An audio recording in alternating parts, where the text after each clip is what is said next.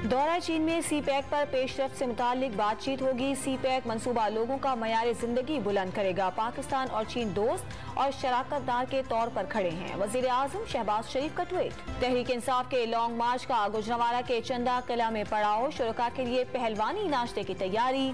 सीरी पाए, मगज, चने, कोफ्ते और दही शामिल।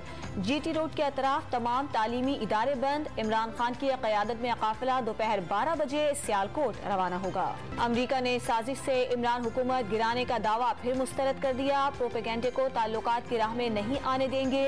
पुरअमन आईनी और जमहूरी इक़दार बरकरार रखने की हौसला अफजाई करते हैं। खुशहाल पाकिस्तान अमरीका के मफाद में है।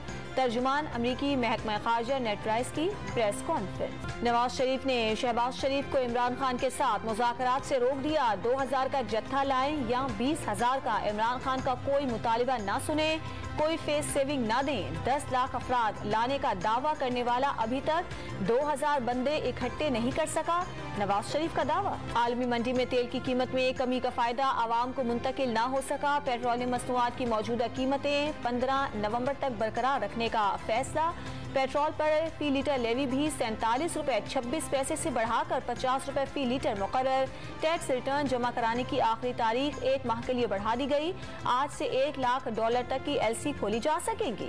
पैरागॉन रेफरेंस में लाहौर की एहतसाब अदालत ने ख्वाजा साद रफीक की आज हाजिरी से मुआफी की दरखास्त मंजूर कर ली।